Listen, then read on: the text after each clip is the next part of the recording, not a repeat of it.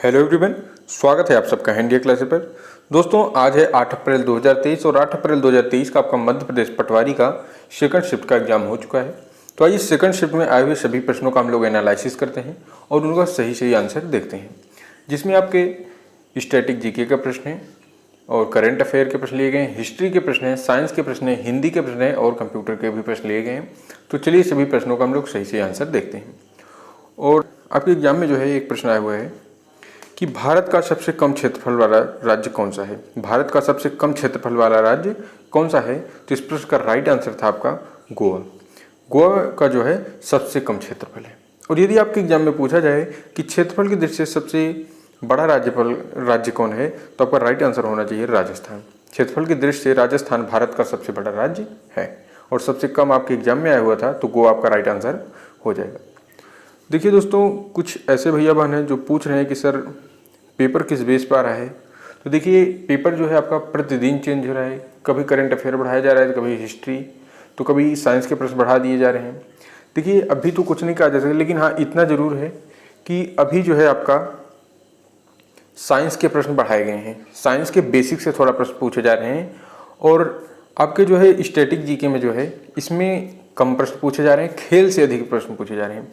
खेल से संबंधित अधिक से अधिक प्रश्न आप तैयार करके जाएं अपने एग्जाम में।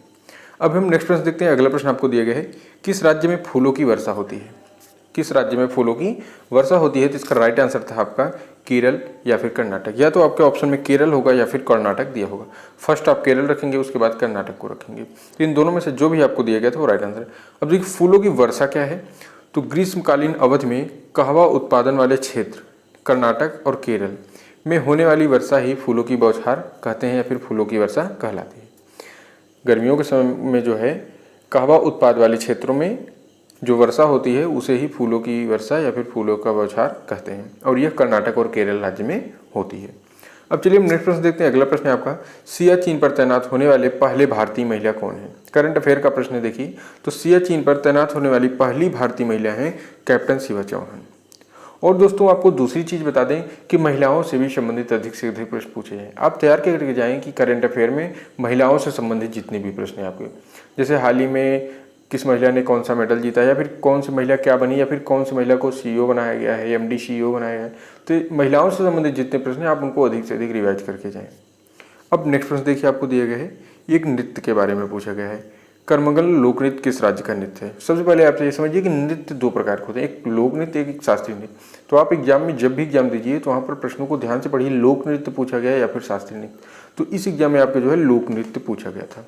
तो करमंगल जो लोक नृत्य है ये तमिलनाडु का लोक नृत्य है। नेक्स्ट प्रश्न देखिए, अगला प्रश्न आपसे पूछा गया था, भारत में केंद्रीय बैंक की स्थापना कब की गई थी? तो भारत में केंद्रीय बैंक की स्थापना 1 अप्रैल सन 1935 ईस्वी को की गई थी। और इससे संबंधित पॉइंट देखिए कि केंद्रीय बैंक की स्थापना किसके सिफारिश पर की गई थी, ये भी प्रश्न बन सकता है। तो इसका राइट आंसर है जो केंद्रीय बैंक की स्थापना हिल्टन यंग आयोग की सिफारिश पर की गई थी। किसके सिफारिश पर? हिल्टन यंग आयोग की। अब चलिए हम नेक्स्ट प्रश्न देखते हैं। अगला प्रश्न आपको दिया गया है, इनमें से किसका बांसुरी वादक से संबंध है? इनमें से किसका बांसुरी वादन से संबंध है? तो इसका राइट आंसर था आपका हरिप्रसाद चौरसिया का। किसका बांसुरी वादन से संबंध है? हरिप्रसाद चौरसिया का, जो कि आपके ऑप्शन में दिया गया था और यही ऑप्शन आपका राइट हो जाएगा। नेक्स्ट प्रश्न है आपका, मोहिनी अट्टम किस राज्य का लोक नृत्य है? फिर से एक लोक नृत्य पूछा गया है, तो इसका राइट आंसर है आपका केरल का। मोहिनी अट्टम केरल राज्य का लोक नृत्य है। अब चलिए हम नेक्स्ट प्रश्न देखते हैं। अगला प्रश्न आपको दिया गया है, उधरा मगध को किस भारतीय शास्त्रीय नृत्य का अग्रदूत माना जाता है? उधरा मगध को किस भारतीय शास्त्रीय नृत्य का अग्रदूत माना जाता है? तो इसका राइट आंसर है आपका ओडिसी का। ये थोड़ा बेसिक प्रश्न पूछा गया है, ठीक है। अब नेक्स्ट प्रश्न हम देखते हैं। अगला प्रश्न है, IMF के वर्तमान अध्यक्ष कौन है? IMF के वर्तमान अध्यक्ष कौन है? तो इस प्रश्न का आपका राइट आंसर जो होगा, IMF के वर्तमान प्रबंध निदेशक MD और अध्यक्ष कौन है? तो बल्गेरियाई अर्थशास्त्री हैं क्रिस्टालिना जॉर्जीवा।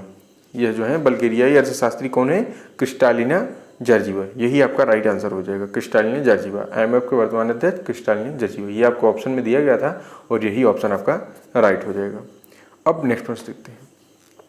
देखिए, अगला प्रश्न आपको दिया गया है कि प्रस्तावना मूल संविधान का भाग है, किस समिति के द्वारा कहा गया? प्रस्तावना मूल संविधान का भाग है, यह किस समिति के द्वारा कहा गया था? तो इसका राइट आंसर आपका हो जाएगा केशवानंद भारतीवाद से। केशवानंद भारतीवाद आपके ऑप्शन में दिया गया था, जो कि राइट आंसर है। जितने भी भैया बहन इस वीडियो को देख रहे हैं, आप सबसे रिक्वेस्ट है कि यदि कोई भी प्रश्न गलत हो जा रहा है हमारे द्वारा बताया गया, तो उस प्रश्न का यदि आपको सही प्रश्न याद हो तो हमें कमेंट बॉक्स में जरूर बताएं, जिससे कि हम आपको उसका राइट आंसर बता सकें। क्योंकि हमको जो है प्रश्न आप लोगों के ही द्वारा प्राप्त होते हैं। कुछ भैया बहन जो है प्रश्नों को भेजते हैं, तो कुछ प्रश्न होते हैं जो सही से नहीं भेजे जाते हैं, फिर भी हम उन्हें सही से समझकर आपको सही बताने की कोशिश करते हैं। तो इसलिए आप हमें कमेंट में गलत प्रश्नों को जरूर बताएं, जिससे आपको सही आंसर बताया जा सके। ठीक है, जो हमने गलत बताया है उसका सही प्रश्न आपको बताया गया है। अब चलिए हम नेक्स्ट प्रश्न देखते हैं। अगला प्रश्न है आपका, पेंसिल में किसका प्रयोग किया जाता है। ये साइंस से प्रश्न पूछे गए हैं, तो ये सभी को पता होगा कि पेंसिल में किसका प्रयोग किया जाता है, ग्रेफाइट का। पेंसिल में ग्रेफाइट का प्रयोग किया जाता है। नेक्स्ट प्रश्न है आपका, रतौंधी किस विटामिन की कमी से होता है। रतौंधी किस विटामिन की कमी से होता है, तो इसका राइट आंसर है आपका विटामिन ए से। देखिए, विटामिन से संबंधित प्रश्न आपके प्रत्येक शिफ्टों में पूछे जा रहे हैं।